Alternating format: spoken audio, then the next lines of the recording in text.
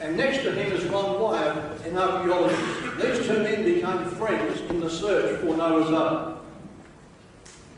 And Ron read the Life magazine story, and he thought, I'll go across there with my two sons, we'll have to check this thing out. Because Ron actually was a believer in the story of Noah's Ark in the book of Genesis, the biblical book of Genesis. And he said, if this thing is up in the mountains, what's it doing up there? It's such a huge object, I must go and examine it. Pretty rough country. And it's longer than a football field. Okay. And it's too big to excavate. Well, now what he did was, when he got there, he said, it's hopeless for me to decide what this is. It's in the ground, it's too big, it's going to take me a lifetime to dig it out, so that's useless. I believe in prayer, I'm going to pray. I'm going to get some of my friends together in Nashville, Tennessee, and we'll pray that if this is the ark, then something unexpected will happen and it will come out of the ground. And that's what they began praying, and you wouldn't believe what happened. And now, what actually happened is that Turkey's history books all written. And this is what happened. On November the 25th, at 3 minutes to 11 in the morning, suddenly the sky became silver. Well, it became silver a few minutes earlier. And people began telling each other, look at the sky, look at silver. Now, a grey sky like we've got today is not silver. This was shining like silver paper, right across the sky. And people got out of their houses, the children were let out of their schools to go out and have a look. Truck drivers stopped their trucks in the middle of the road and looked up. It was something no one had ever seen. This wasn't worth talking about. And when everybody was safely out of any danger inside buildings, at 3 minutes to 11 that morning, an earthquake struck and lifted this thing 20 feet out of the ground. Now, is that an answer to prayer? Oh, boy. And so then a team went right across to Turkey and they began to examine it with scientists. Scientists came across. There's some Kurdish people. They're lovely folk. Very hospitable. Little Kurdish girl. Here's another one.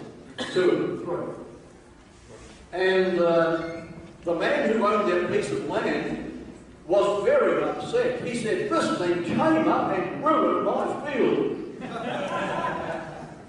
Anyway, the expedition began. There you are before the earthquake, there you have it after the earthquake. You see? Okay. Now, somebody's going to say to me, how can a boat get up to 2,000 metres above sea level, 6,300 feet? A boat that's as big as a football field and longer. How? That's impossible, because how would you get enough water that high to get the boat up there? Well, let's just do a little bit of geography for a moment. There you have our world today. 70% water, 30% land. Okay. If you took all the seawater below sea level and you tip the land into it, you'd find that there's 18 times more sea volume than there is land volume.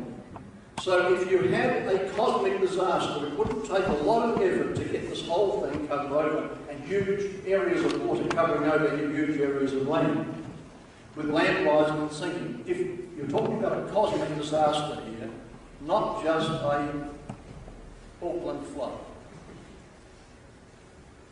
And this is what Genesis talks about. Now, we'll continue. Another question, and I used to be a skeptic, believe me. I was one of the greatest skeptics. I'll tell you about that in a moment. And one question I'm still asked, and one question I used to ask is this: how can you get all the animals of the world into one boat? Well, if it was that big, it'd be a bit of a hard job, wouldn't it? That's the kind of pictures we have of Noah's Ark in children's picture books. But if you take the dimensions as given in the biblical book of Genesis, oh, by the way, you'd have a problem with some of these pictures, wouldn't you? Yeah. There's the comparison of the size. A boat 158 metres long, 3 decks, each deck being an acre, and that's 500 115 feet long, beside the average-sized house, double-decker bus, elephant man and his dog. If you went home tonight and you saw something that big behind your house, it would make you think, wouldn't it? That's the size, that's the actual size of Noah's Ark according to the old records. So we're talking about a boat that's pretty big, aren't we? Okay. And you'd be able to fit the animals in. Now I'll tell you what, Dr. Ernest Meyer is one of the world's leading taxonomists. He states that there are 1 million animal species, 90% of them are in the sea. 10% of them are land creatures, and that includes insects, amphibians, mammals, birds, and what's the other one? Reptiles, sure. If you take the average of those 4 bigger types, forget the insects, the average size from the largest creature, that's the elephant, and the giraffes and so hippopotamus and so on, the largest creatures down to the smallest land creatures, the average size of the whole lot of them is the size of a house cat. Now, there are 20,000 species of such creatures, land creatures. 20,000 basic plants. If you took 20,000 male and female, that's 40,000 house cats on board, because that's what the average would be, and put them onto the deck space of this vessel this size, they would only cover 40% of the deck space. 40% only. And that's not even putting them in covers and stacking them in tiers. And so the question is not this. It should not be, how did Noah ever fit them all in? The real question should be, what did he do with the extra space he had left over? That's scientific reasoning. That makes sense. Thank you.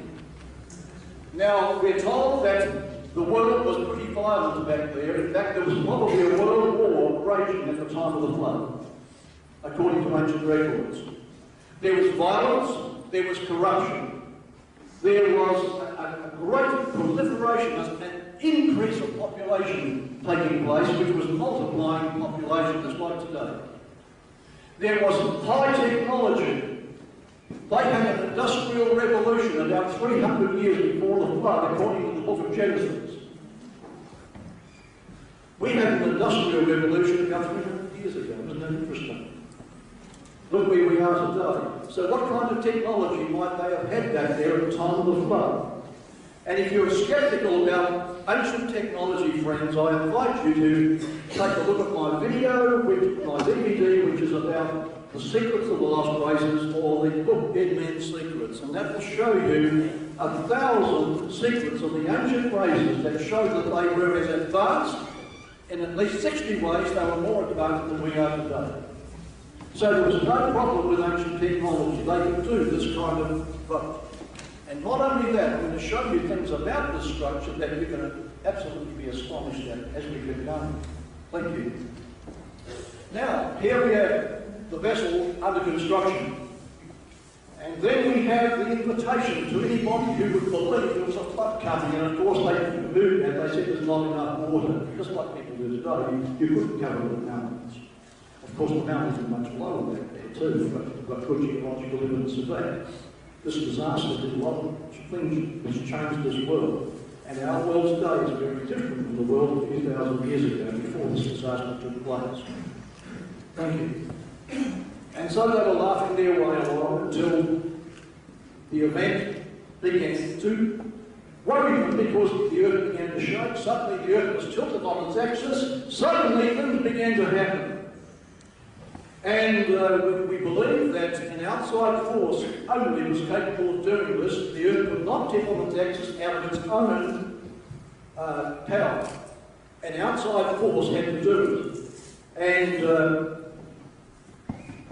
it was tipped at about 26.5 degrees and slowly been coming back to now 23.5. At that time, tremendous stresses under the earth were burst open. And when the earth tipped on its axis, it actually buckled the crust of the earth, and the huge underground water basins began to build up under pressure, and suddenly something had to give. And it took about 8.5 minutes for a huge crack to come right around the planet. And other cracks opened up, like the Great African Root and these things. They all happened at that time. And suddenly, water was coming up out of the Earth.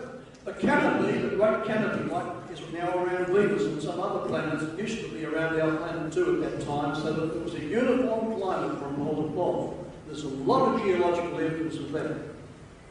And at this time, the canopy, which made the Earth's climate beautiful like a terrarium, was ruptured. And the canopy began to collapse. This was a water canopy above the atmosphere, which shielded the Earth from cosmic rays, which today are getting through and shining light. And as the water burst out of the Earth, volcanoes burst out also. The whole Earth was in turmoil. And it was fire and water, but mainly water was building up huge levels, coming out of the ground, coming down from the canopy, which took about 6 weeks to collapse. And not only that, but 80% of the gaseous matter of volcanoes is also water. So a huge amount of water that had not been around before was now causing chaos and havoc across the planet. And huge waves were sweeping from the North Pole to the South. And forests were being uprooted, which would become coal eventually. And coal only takes 28 days to form, not millions of years. Thank you. The whole world became a maelstrom of activity which just terrorised the population. And they ran for their lives. And the waves chased into the inland of the continent. And people began climbing into the heights to get away, so did the animals. And those that were still in the inland area where this big boat was came rapping on the door, but it was too late. And we have geological evidence of hundreds, I'm going to say this now, I want you to listen very carefully. Around this world there are hundreds of thousands, not hundreds and thousands, hundreds of thousands of hilltops all over the world that are just great masses of bones. And the bones are all mixed up. Sea creatures, land creatures, man-made instruments, human artifacts, human beings, all mixed up. And friends, this was a terrifying event. And the waves are estimated to have been taller than the Empire State Building in New York. And today, geologists look at the layers and they try to interpret them through the eyes of evolution, which I think is a big mistake, instead of interpreting through the eyes of catastrophe. Because you have whales and sharks and fish mixed up with horses and cows and snakes and human beings and trees that could only have come from water destruction, couldn't it? There's no other explanation. You tell me, I'm not interested. Okay. And we're not told about this in the schools because there's an agenda they want to get across to us. And that agenda misses out the fact that there was a great internment of the whole world at one particular time in history where sea animals and land animals were mixed up together. And continents and seas were churned up together. Today, we find all over the world, including New Zealand, down in Port Waikato, the same situation in other places have been found. And this one in France, where you've got the tree trunks rooted up, the branches stripped off them, the roots stripped off them, and they are vertically going through about 20 or 30 layers of coal. Each layer interspersed with sand or something as water-made. This could only have happened rapidly because these would not have survived millions of years waiting to get buried. It had to be quick burial, quick destruction, and the coalfields were being formed at this very same event. Here's one in New South Wales. My friend is standing beside a log, rather a tree, that is vertical through 14 layers of coal. Each layer interspersed with water-made mud. And the record says that the whole world was inundated at this time. And when the flood, by the movements of the earth, because the earth was still convulsing and moving throughout all that period, and for hundreds of years later, the water actually settled down after about 12 or 13 months into new areas that had been opened up. This is a big subject, I'm just trying to answer. And the water actually left terraces as it started retreating. You can see terraces like this all around the world today, as it retreated off the land that it had just come. You can see these terraces. Every river today is an underfit stream. The water that flowed off the land was huge earlier, and now it's just back to normal, small. But at the time of the flowing off, that was the end of the flood. Here is a canyon near Mount St. Helena in the USA that formed in one dome. That canyon you're looking at is 200 feet deep, 200 feet wide, but formed in one dome. When everything is soft and everything has been piled on top, and then water starts cutting down, cuts down very quickly. And eventually the survival vessel landed up in the mountains of what today we call Turkey. And they came out. This was after about 13 months of floating around. Today, the most widespread memory of the human race is the Great Flood. 600 or more legends. And for about 2,000 years after the event, tourists used to report going up to visit the remains and taking souvenirs from the big boat. The Persians talk about this, the Phoenicians talk about it. Many ancient histories speak of tourists going up to the area and souveniring bits of Noah's Ark. When Ron Wyatt came back to America and said, I believe this is Noah's Ark, Nashville Chronicle put him on the front page and gave a very good report on it. But then the skeptics came out. As you'd expect, I was one of those. I'd read about supposed remains of a boat on top of Mount Ararat, 16,000 feet, 5,000 metres. And when Ron Wyatt said, no, this what we've found is about 20 kilometres to the south on these other mountains, I didn't want to believe him. I said, hey, wait a minute, he's not even in the right location. But I forgot this one thing, that the record did not say Mount Ararat, it said the mountains of Ararat is where it landed, not Mount Ararat. And people who go up to Mount Ararat looking for Noah's Ark are never going to find it. Because Mount Ararat is a post-flood mountain that came up about 1,000 years after the flood as a volcano. It's come up since that event. But the mountains to the south answer the description perfectly. And this is where we find this boat shape. And now we're going to have a look at some scientific stuff. Well, I was one of the skeptics. I drew all the money out of my bank account. I think I had about $30,000 at that time.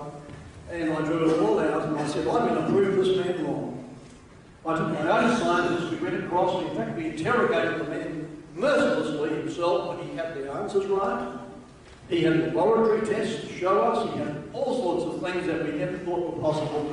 And so I said, okay, I'm going over there myself, we're going to check this thing, we're going to prove it or disprove it. And of course, you've got to be honest about this, but if I'm mistaken, I don't mind admitting it. We all make mistakes. Nothing to be ashamed of. Well, I made a mistake. I was wrong. We found things there I never thought we'd find. Here is an anchor stone. One of the things that actually struck me was the fact that in a curve leading up to where this boat shape was, there were all these anchor stones that had been dropped on top of hills. Whatever were anchor stones from ancient shipping doing on top of hills in a line leading up to a boat shape? That really got me worried. But these ones were huge. These were in proportion to what a big boat would use and not a small boat. And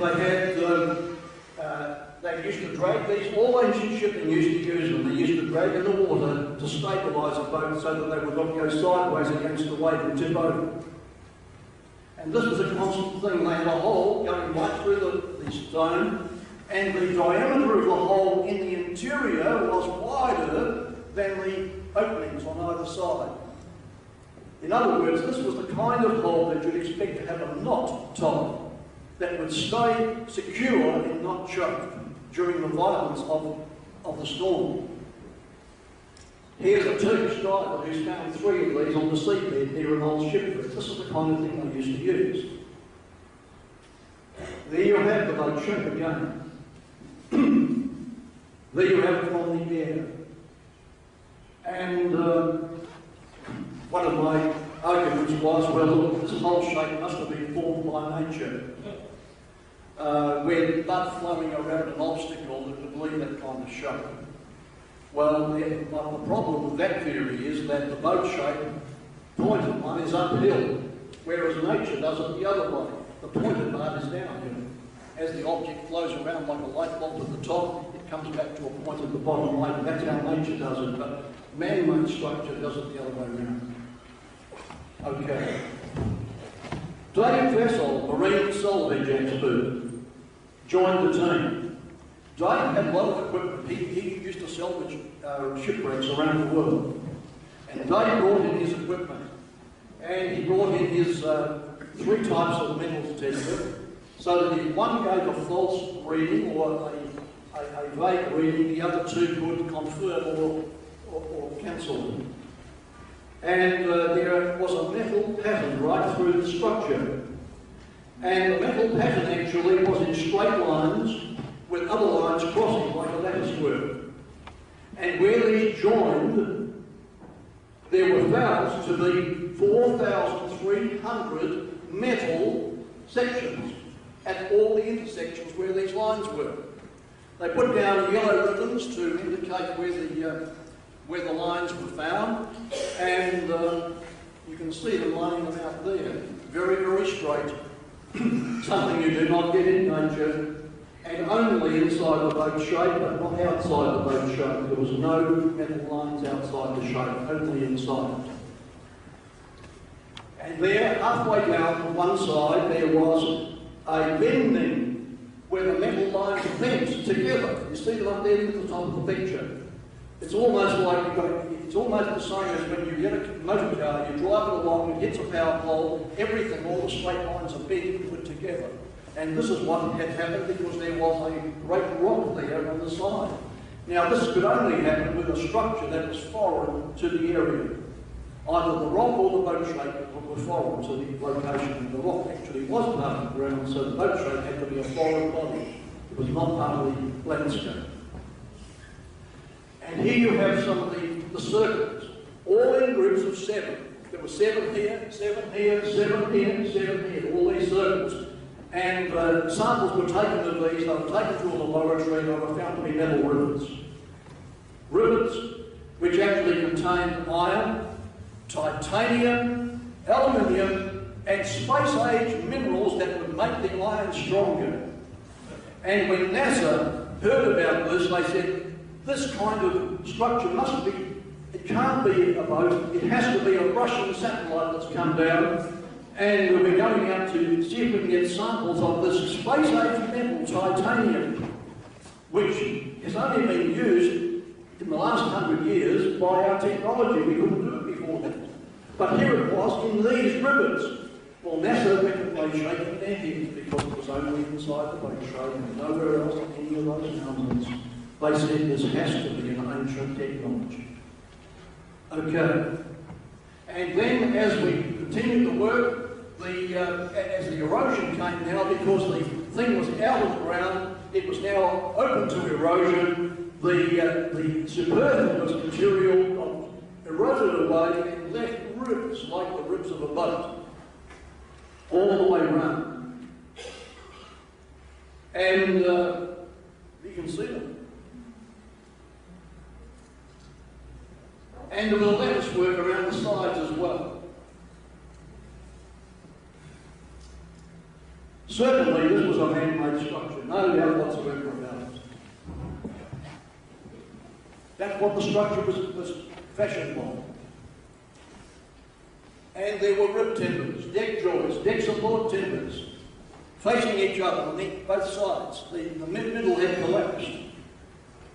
because of the weight of rubble on the top of it. But the pieces sticking out were facing each other like this, all the way down. Then radar came in. And the radar showed that underneath the structure, because there was still mud on top, because it had been buried, inside the structure there was a passageway which went for about 60.2% of the distance from back to the centre.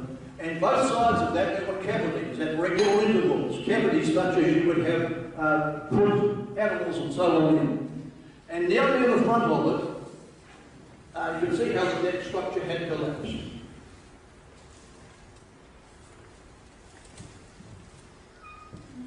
And you can see where there's where the centrepiece on the left-hand side is like a passageway.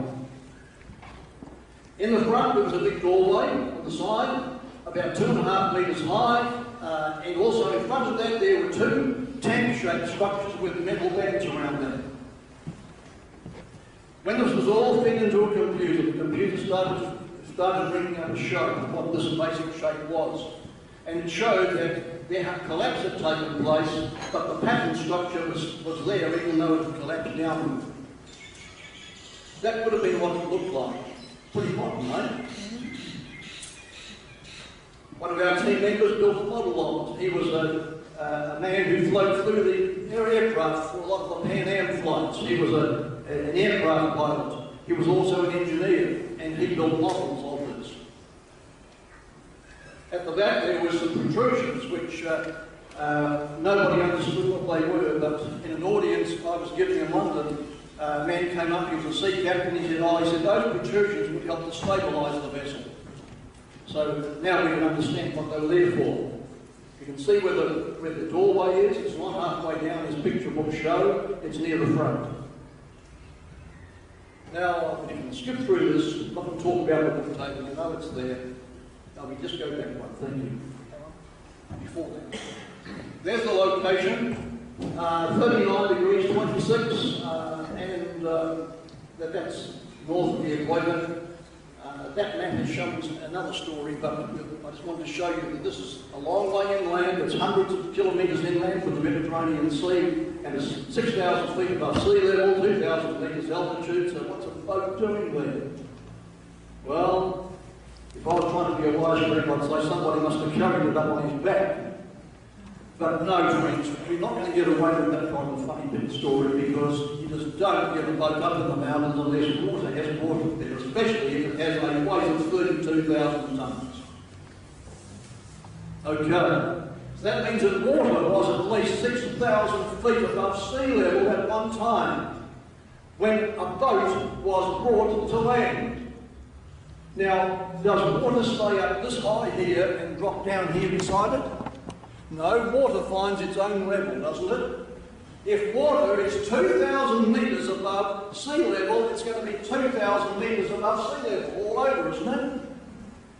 That we're talking about an event that staggers the imagination, friends, and we've had land movement since, and this is, I've dealt a lot about this in some of my books and the videos, a very fascinating subject. This, friends, is a boat that was brought there by water, a boat weighing 32,000 tonnes.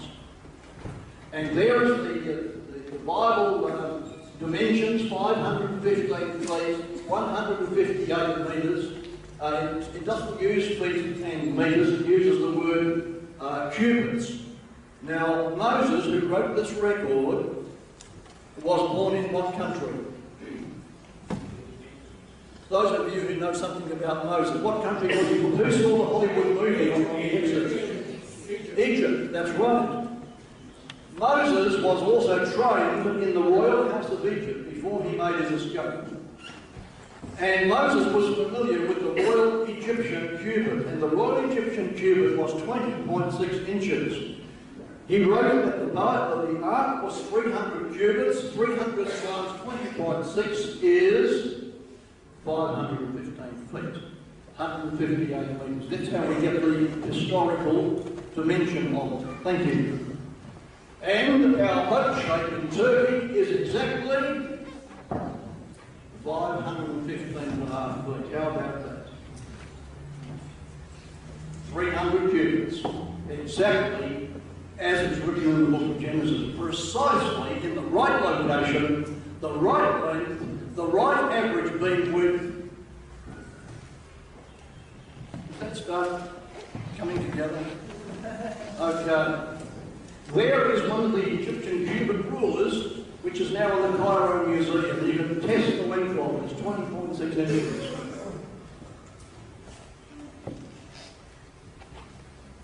We've done a few excavations in Jerusalem, and in Jerusalem, this is the kind of thing you see a lot. Dear little boys selling from their lovely hot arms the bagels, which taste so nice. Now, we've examined tombs in Jerusalem, and we found it also to be based on the old cubit, 20.6 inches. Interesting. So we've got our measurements here. Now, the record says that Noah, toward the end of the flood, was getting impatient to get out, so he sent some birds to fly around and see if they could find a resting place, and if they did, he'd know it was getting time, that they'd soon be able to get out. And several flights of birds went back and forth for several weeks, and the crow that he sent out could not find a resting place, so she came back to the ark, and Noah knew there was no room, there was no land appearing that would satisfy a bird so it could come back. So, okay, they stayed a bit longer. Now, there's a village. Here's our boat shape up there on the left. You see that little boat shape thing on the left? That's where it is. 2 kilometres to the east is that star, and that's a village called, and it's been called this for thousands of years, where the crow cannot land. And all those other white spots are place names. Now, archaeologists actually find it very helpful to look at place names as a guide to history. And I know many of you come from different parts of New Zealand, and in your own local area there are place names, either Pākehā or Maori, which talk about an event or commemorate an event of the early days. Is that right? How many of you know that? Yeah, right. If you want to know about an event in the past over here, look at the place names. And all those place names are commemorating the event of the landing of the ark. And they've been there for thousands of years. Only to be discovered now. In fact, there's a village just up there on the top of the picture. There's Big Mount Ararat there on the very top near the right. There's a village called the Place of Eight. The valley is called the Valley of Eight. You know, the book of Genesis says there were 8 human beings on the ark. Did you know that? Then there's another place here, Veroni, in the middle of the picture, just up a bit where the oars were reversed.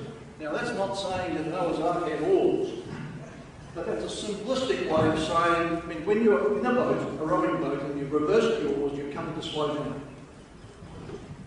In other words, this is where the boat slowed down coming into land.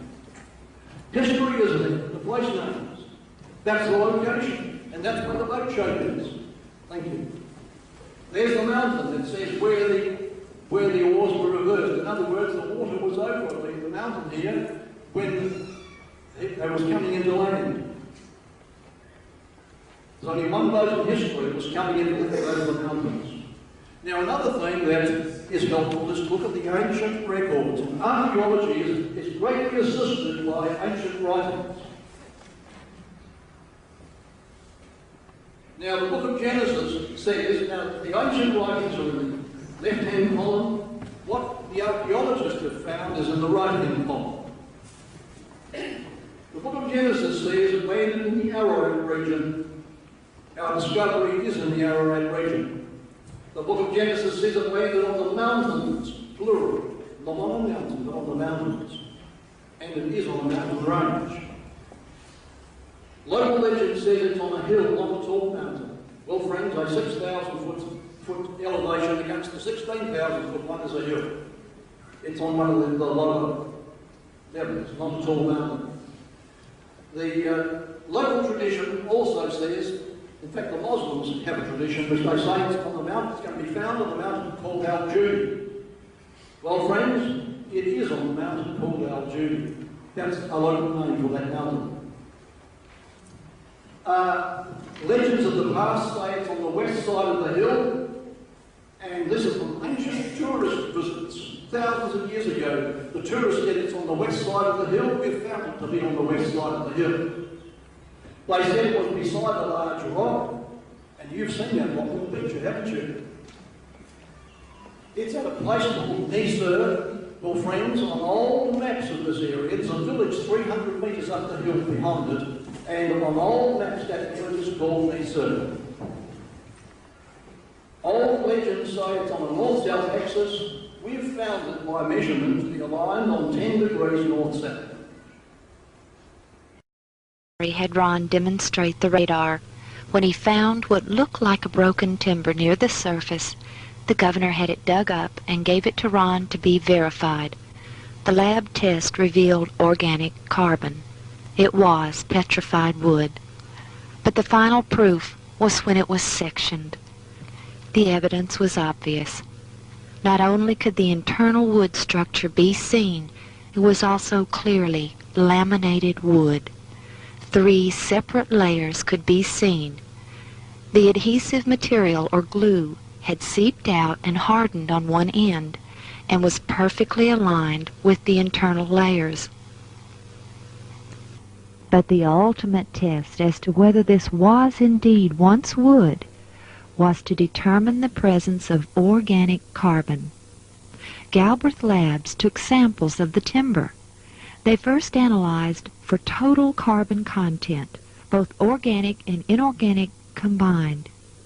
The next test was for only inorganic carbon. By comparing the 2 results, we would know if organic carbon were present. We're in the process of weighing the sample now before the analysis for the total carbon of this sample. The inorganic carbon will be included in this determination, all the carbon that's present. As we run the inorganic carbon, we'll be able to tell the difference if there's any organic present in the material. And then 0.71% total carbon in this. 0.71. Weigh about 500 milligrams of sample for a carbonate determination. That would be the inorganic carbon in the sample. Right. 81 ppm inorganic carbon.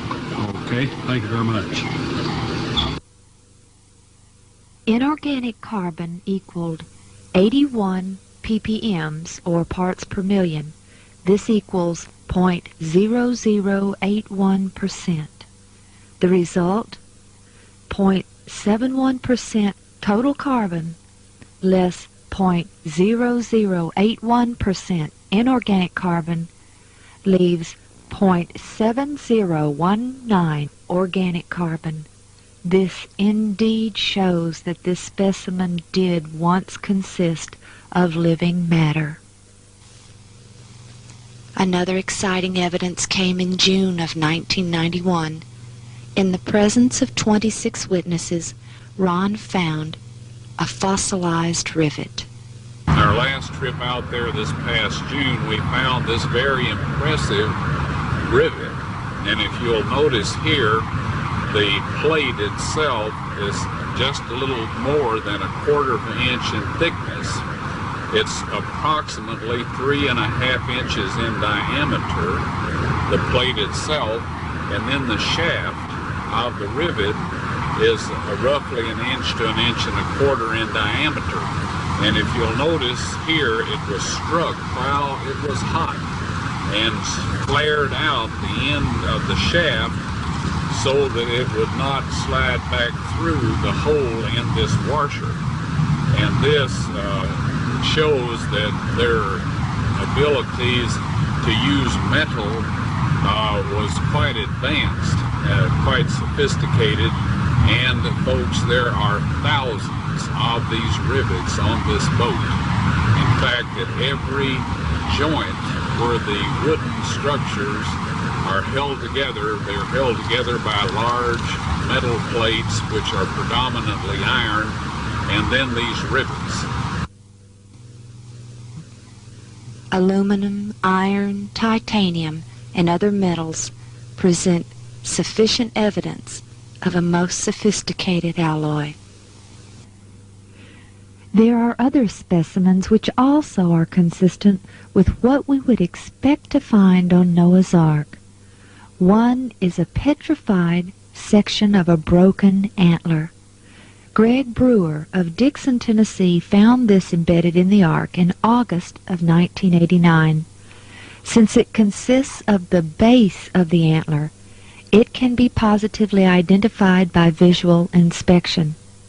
As antlered animals shed these antlers once a year, this shows that at some point in time, an animal with antlers lost them on the Ark. There is also a large quantity of coprolites in the areas where the Ark has deteriorated and broken away. These are, simply put, petrified animal droppings. Many of the evidences alone are convincing, such as the length.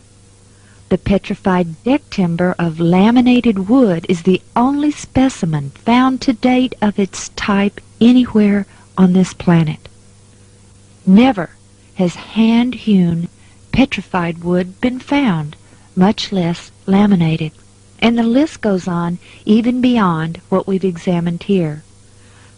But all of the evidences combined are overwhelming. We're delighted with the results, and at this point in time, personally, I can look anybody in the eye and say that this boat-shaped formation in eastern Turkey is actually the remains of Noah's Ark. This is a good opportunity for anyone who's got a question they'd like to ask me right now. How can we make use of this 5 minutes, eh? This gentleman first. Where did all the people come from to bang on the door? Where did the people come from that banged on the door? They were a local population who didn't believe there was going to be a flood. No, didn't you say after the flood? During, as it was coming on. Yeah. The people who banged on the door first, during the event? Yeah, didn't you say after the flood? No. Okay. No, we saw a door in the side after the flood. Yeah. Yes. You said that only an external force could actually tilt the Earth to the degree that it was. What hypotheses have you come up with so far to explain that? The most reasonable hypothesis that's come up by scientists as to what caused the tilting of the Earth's axis was that natural force could very well have been an ice comet coming close, because when we see evidence, there's other evidence which does suggest it was an ice comet, but that may not necessarily have been the cause. It was something close that came close to the Earth and caused enough attraction to tip it over. Can you tell us what carnivores were fed on, please? What? Oh, well, yeah. Actually, an interesting thing. Survival food is mentioned in the book of Genesis, that survival food was taken on board. However, scientists also tell us that in time of great stress, both birds and animals are capable of going into hibernation, in which case the metabolism slows down and very little food is needed, if any. Yes? What sort of timber was the ark made of? Pardon? What sort of timber? What sort of timber, we don't know. The book of Genesis does say gopher wood, but gopher wood is a Hebrew word meaning 3-ply, laminated, which would make the timber stronger. 3 layers of timber together are stronger than 1 layer of the same thickness. Yes? Wouldn't the spare space in the ark that you were talking about, saying that all those animals only took up 40% of the space, wouldn't the rest of it sort of account for food storage? It could account for food storage, and of course, if they were not all hibernating, they're capable of doing it, but if this did not happen that way, and they were still awake, a lot of them, and they needed to be fed, we know that they have very advanced technology. It could have been done with an automated system, and they would not have to go around all these 20,000 pairs of animals. Yes? The timing of the flood is actually recorded in the history of many nations, and as close as we can get, can you hear me? No. It was the 1st of November, and it was recorded was recorded around about either the 1st of November or the 31st of October, 2345 BC, for 13 months. And that can be very well confirmed, and there are about 10 different timing factors that you can go to. The oldest deserts are 4,500 years old. That was confirmed by German scientists last year. Oh well, that's uncensored. We can speak freely today, can't we? As a matter of fact, I was talking to Jonathan Ison on the phone last night, and he said, well, we're going to have this university all day tomorrow. And I was tempted to say back to him, well, this will probably be the only uncensored university that we have in the world.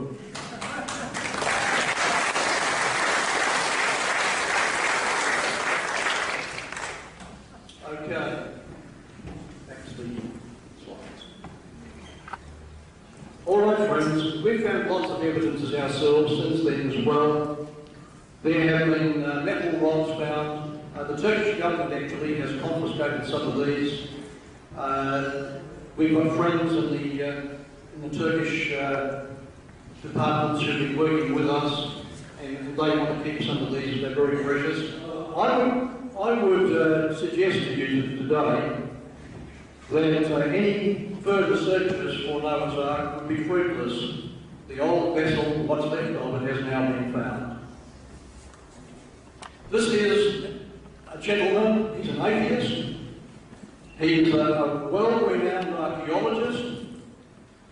His name is Dr. Ekrem Arkagul. He died a while ago.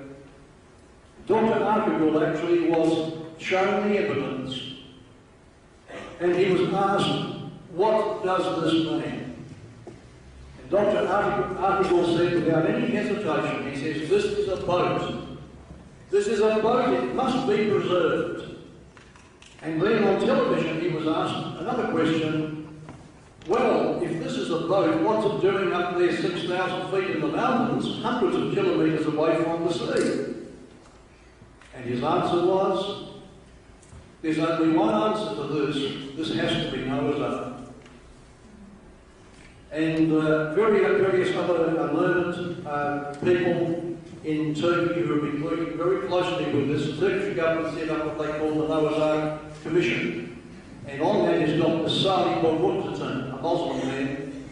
And he has been helping us a lot with our work. And he actually is a university professor. And he did an update on his doctorate. And when he went before the panel of his peers to be tested orally about his doctorate, they said, well, you come through with almost 100%. But we have only one final question for you. Do you believe that boat up there in the mountains is Noah's Ark? And he said, yes, emphatically I do. And they said, well, sorry, we cannot employ you any longer. That was the Erzurum University in eastern Turkey.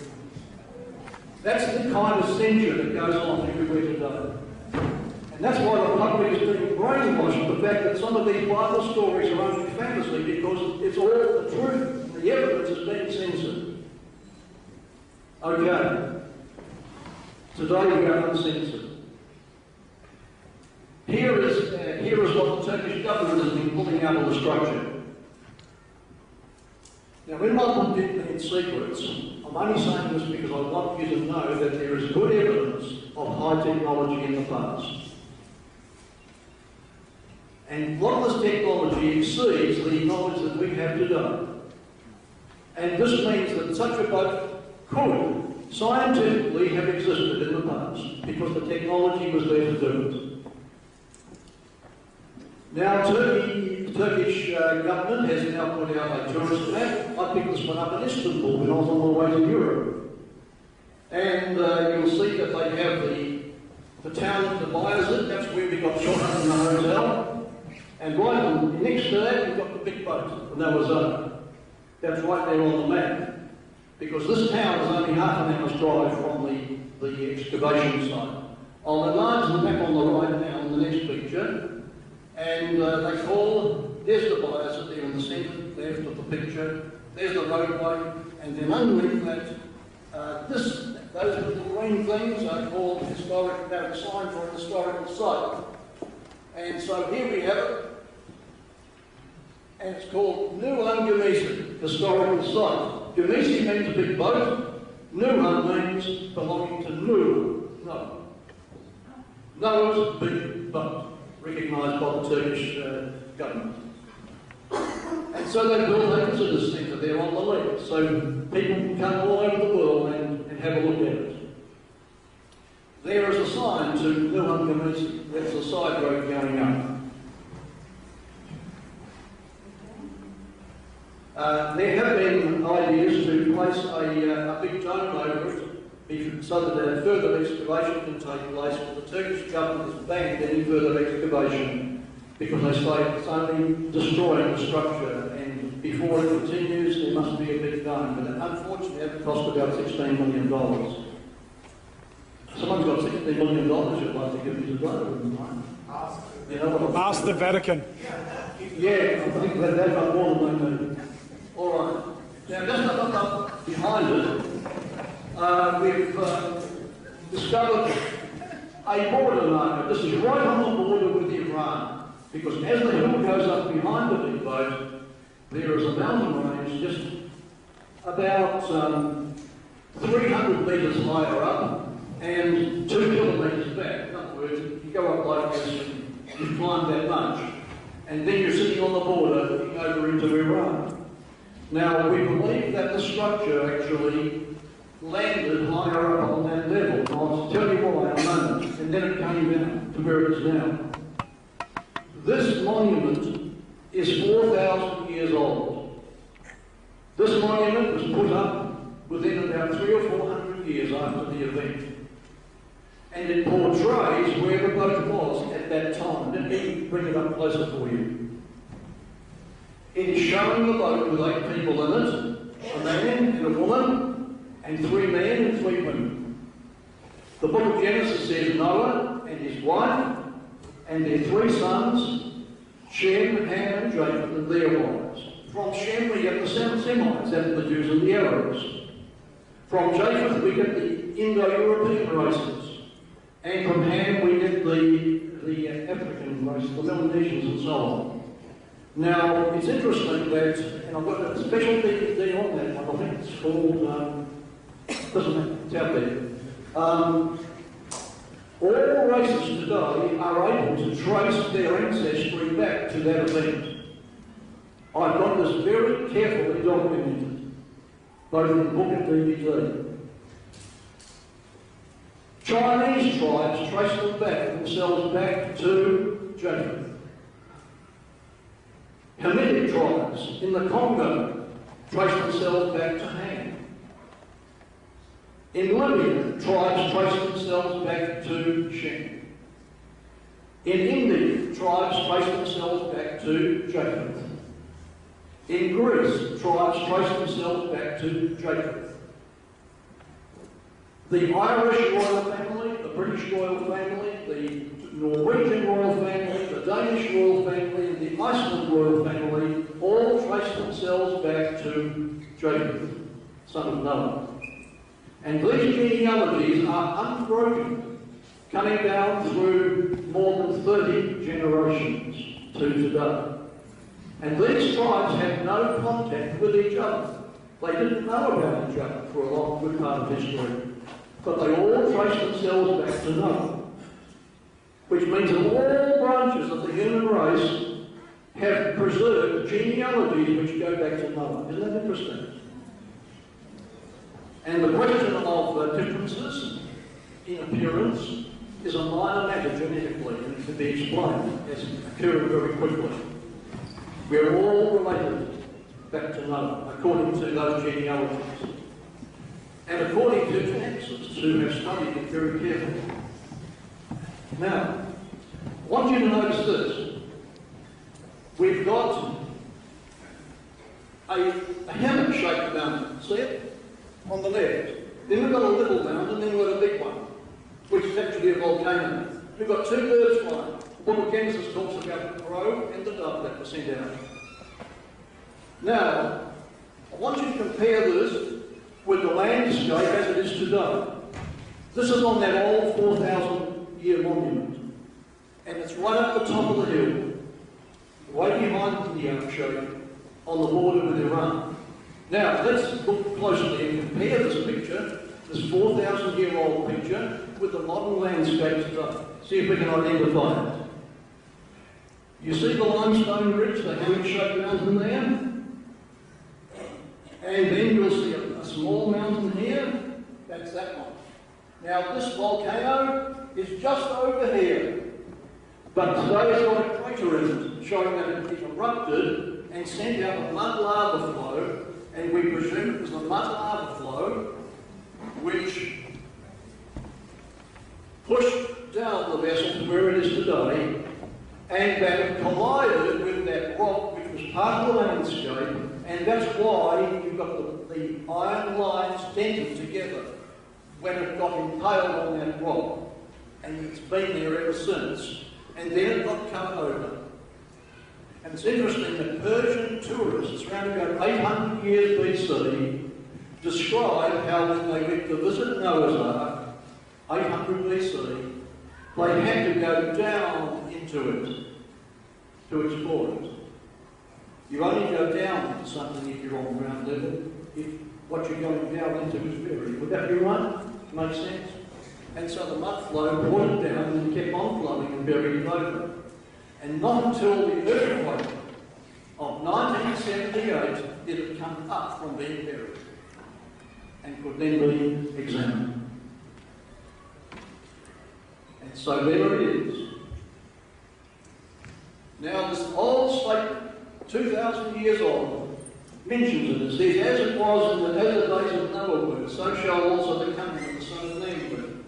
For as in the days that were before the flood, they were eating and drinking, marrying and giving in marriage, until the day that Noah entered into the ark, and knew not until the flood came and took them all away. So shall also the coming of the Son of Man be. That's talking about the second coming. Jesus Christ is speaking of himself there. And he says it's going to be like that again. There's going to be a world population increase. There's going to be a high technology, just like Noah's day. There's going to be increase in crime, an increase in violence, and there's going to be world wars, exactly like in Noah's day.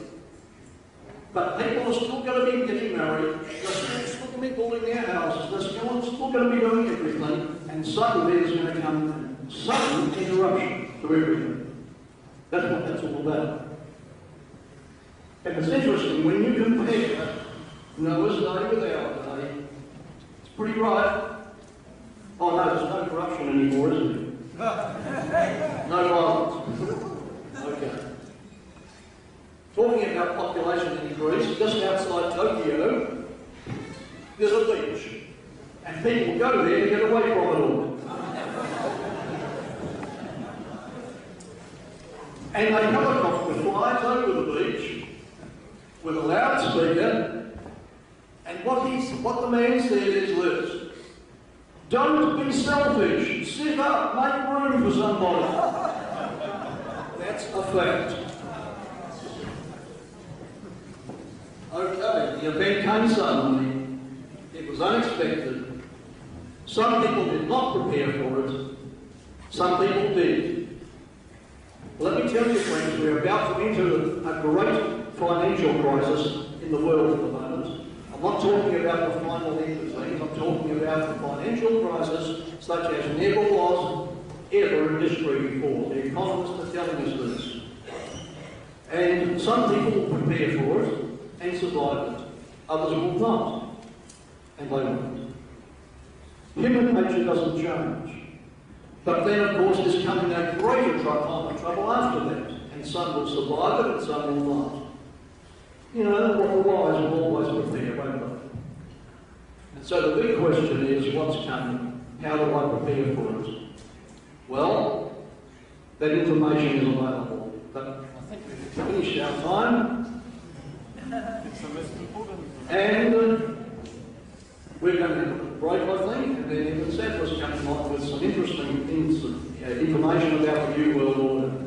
Okay, thank you.